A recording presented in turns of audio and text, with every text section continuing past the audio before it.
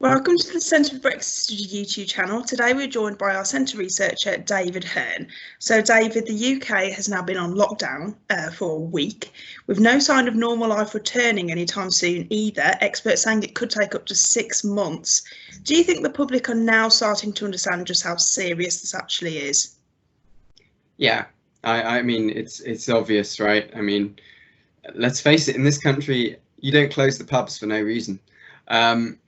But to take a slightly less trite approach, yeah, absolutely. I mean, it's very clear to all of us that actually the entire situation is very serious. There's debate, naturally so, I think, as to what measures are the right ones. Are these measures the right ones? What time period should they take? Etc., etc., etc. And there are understandable and very justifiable concerns over civil liberties. But yes, everybody realises, I think, that this is an unprecedented and extremely serious situation. So Virgin Atlantic and EasyJet have called on their employees to volunteer for the new UK hospitals. Do you think we can expect any more industries to shift their staff and resources towards combating COVID-19 too? Yeah, and we're already seeing that. You're seeing Formula One teams team up to produce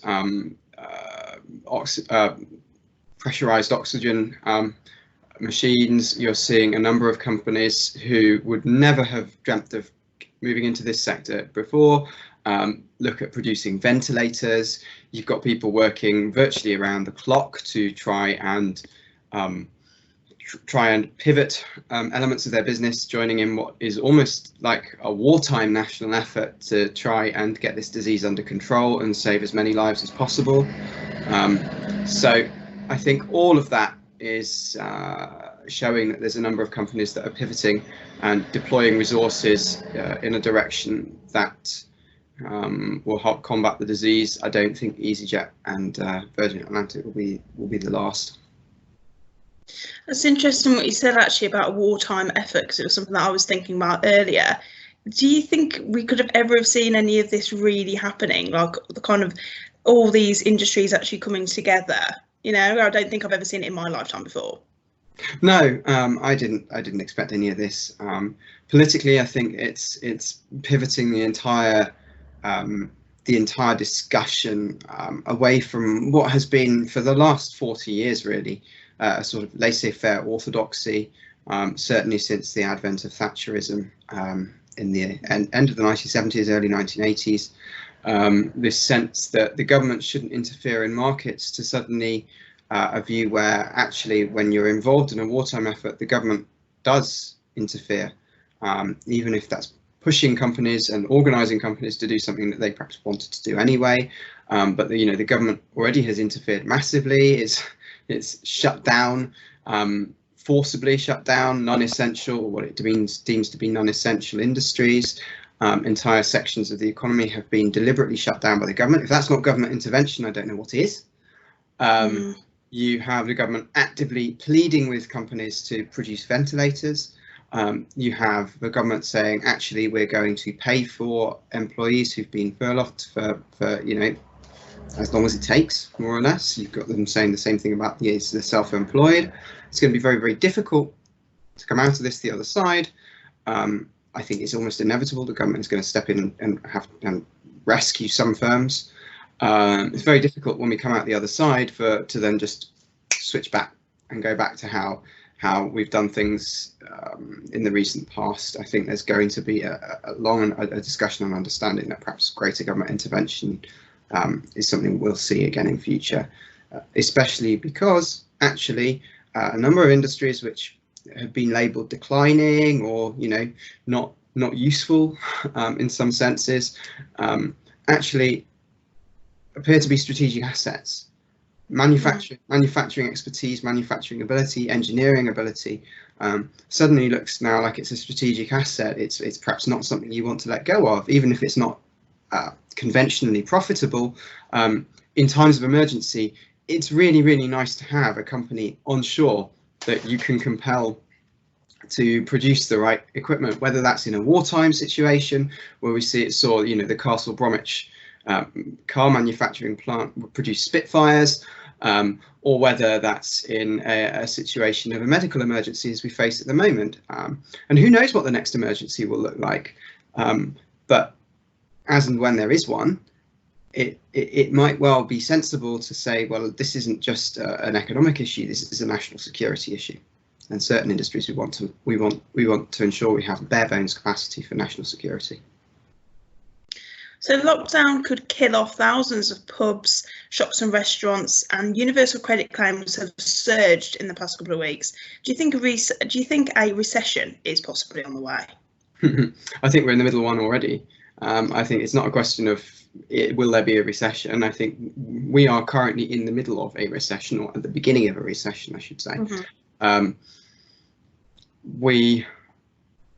That's going to be true. I don't see any way in which that will easily be avoided, even if we avoid what you might call a technical recession, which, to remind your viewers, is a contraction in the size of the economy, a contraction in GDP for 2 consecutive quarters.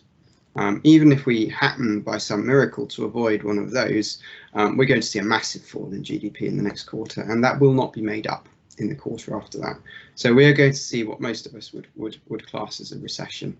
And we are already living through that. There is no question about that. The only question is, how deep will it be and how long will it last? And do you think the government are doing enough as they can for UK businesses throughout this time? I think it is very easy to be critical of the government. And you'll know that I have in the past criticised. But I also think that we need to cut people some slack. Actually, the government as well are operating under incredible conditions. An event which no one had seen coming. All of us, without exception, I think, thought that 2020 was going to be the year of Brexit.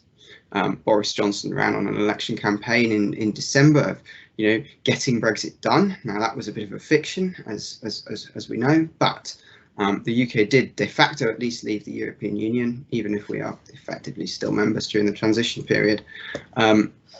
And we all thought that actually these negotiations over the future relationship and everything else was going to dominate this year, just as it's dominated previous news cycles.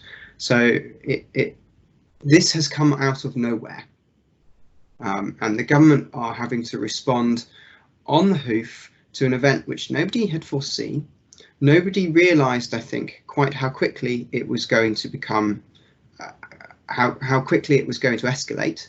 And so the government have had to put together measures very, very quickly that are going to have an impact in a very short period of time.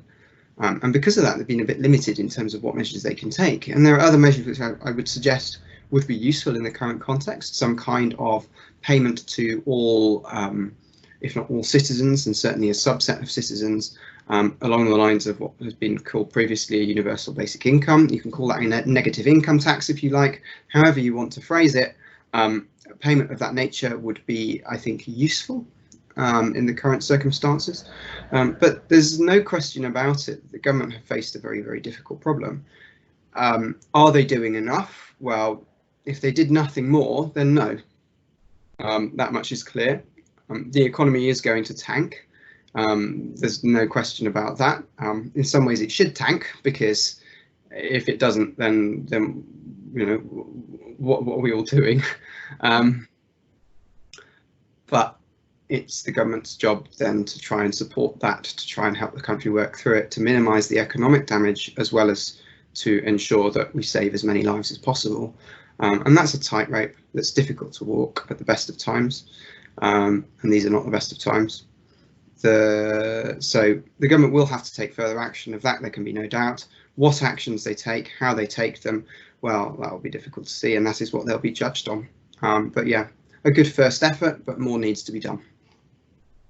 Thank you for joining me, David, and to those watching, we wish you all the best. Thank you.